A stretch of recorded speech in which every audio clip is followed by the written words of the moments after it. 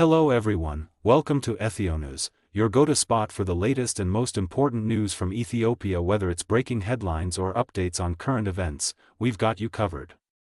Exit exam for pre-graduation program students to begin tomorrow. The exit exam for pre-graduation program students will be conducted from tomorrow, Sena 2, 2017 Ethiopian calendar, through Sena 10, 2017 EC. More than 190,000 candidates are expected to take the exam at 87 designated test centers across 51 universities. Of these, approximately 88,000 students will be retaking the exam. The exam will be administered online for 238 academic programs. Candidates are reminded that certain items are strictly prohibited in the exam centers. Unauthorized calculators are not allowed, except for non-programmable, non-network-enabled calculators that will be carefully verified. Mobile phones, smartwatches, tablets, and any devices used as calculators are strictly forbidden. Other banned items include mobile phones, wristwatches with memory functions, printed or written materials, identification cards that are not your own, notes or cheat sheets, and any kind of weapon. Additional violations such as bringing unauthorized writing materials, attempting to influence exam administrators, arriving without an identification card, entering exam centers without authorization, or taking the exam on behalf of someone else will lead to serious disciplinary actions. Candidates must arrive at their assigned exam room at least 30 minutes before the exam starts. Taking the exam outside the assigned room will invalidate results. All candidates are required to carry their FADA ID. Acceptable forms include FADA IDs issued through Ethio Telecom or Ethiopian Postal Service, or printed QR codes downloaded from the FADA ID mobile app, Telebir Super app, or CBE Bear mobile app. Digital copies of the FADA ID displayed on phones will not be accepted. Using another person's name, username, or password to take the exam is strictly prohibited. Violators of these rules will have their results cancelled and face disciplinary consequences. Democratic Movement of Tigray, Simeret, party holds inaugural meeting in Addis Ababa. Today, June 8, 2025, the Democratic Movement of Tigray, also known as the Simeret Party, held its first official meeting in Addis Ababa. The meeting was attended by notable figures including Mr. Getachew Reda, former Deputy President of the Tigray Interim Administration, Lieutenant General Tzadkan Gebretensi, and Professor Kindia Gebrehayawat. During the gathering, participants discussed the current political and regional situation, the party's formation process, as well as its draft program, bylaws, and manifesto. According to party sources, consensus was reached on all the main agenda items.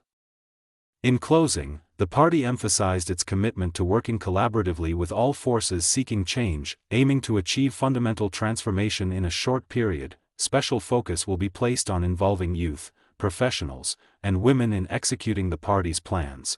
The meeting also included cabinet members of the interim administration, led by President Lieutenant General Tadesse Wareed, with some members residing outside Tigray. Among those present were Mrs. Sebel Kase, head of the Civil Service Commission, and Mrs. Almaz Gebretsadik, head of the Industry Bureau. This concludes the update on the Democratic Movement of Tigray's first meeting in Addis Ababa.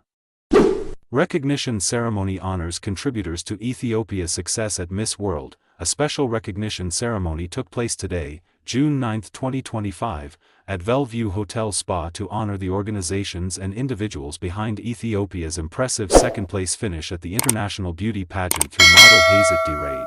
Miss World Ethiopia fully covered Haset Dereje's travel expenses, including her one-month stay in India, and gave her special recognition for proudly representing Ethiopia on the global stage. Haset's parents received appreciation for their steadfast support throughout her journey. The Addis Ababa Bureau of Culture, Arts, and Tourism, along with various private institutions, were also acknowledged for their contributions. Media contributors like Gatu Temesgen, Jimru, and others were thanked for their role in promoting Haset's success. Organizers revealed that the full expenses and coordination for today's event were sponsored by Bellevue Hotel Spa. The ceremony was held in collaboration with Miss World Ethiopia organizers, who also announced plans to release a press statement soon about the upcoming 2026 beauty pageant. New community-built school in Woreta set to educate 5,000 students for free starting next year. A new school building worth over 17.1 million baht, constructed through strong community participation, has been officially inaugurated today, June 8, 2025, in Woreta Town, South Gondar Zone. The Woreta Secondary School, originally established in 1959 and previously struggling with overcrowding and aging facilities, now boasts a modern 3-story building.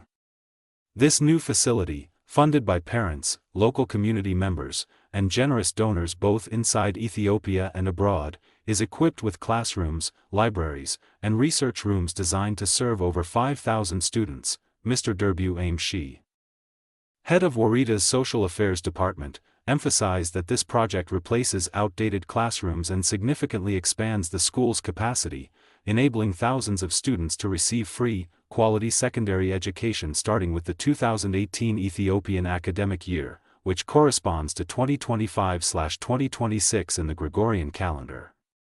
The success of this project is credited to the coordinated efforts of Fagera Woreta, Woreta town committees, and Ethiopians worldwide who contributed in diverse ways. On behalf of the students and their families, heartfelt thanks were extended to all who made this achievement possible.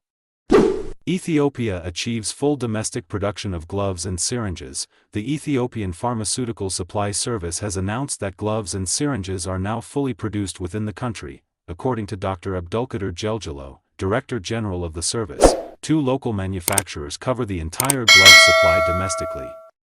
Additionally, a syringe manufacturing plant in Dire Dawa has operated for over a year, eliminating the need for imports. Local production has also expanded to medications for diabetes and hypertension, with plans to replace up to 60% of medicines with locally made alternatives. 3 years ago, only 8% of Ethiopia's pharmaceutical supply was locally sourced. Today, that number has risen to 40%. This year, 97 medicines are being supplied by local manufacturers. Dr. Abdulkadir credits improvements in the macroeconomic environment, especially raw material availability, for enabling manufacturers to scale up production. He added that the government has signed contracts worth 11 billion baht with local manufacturers, with agreements extending up to 7 years to support the domestic production of medicines and medical supplies. Thanks for tuning in to Channel Name.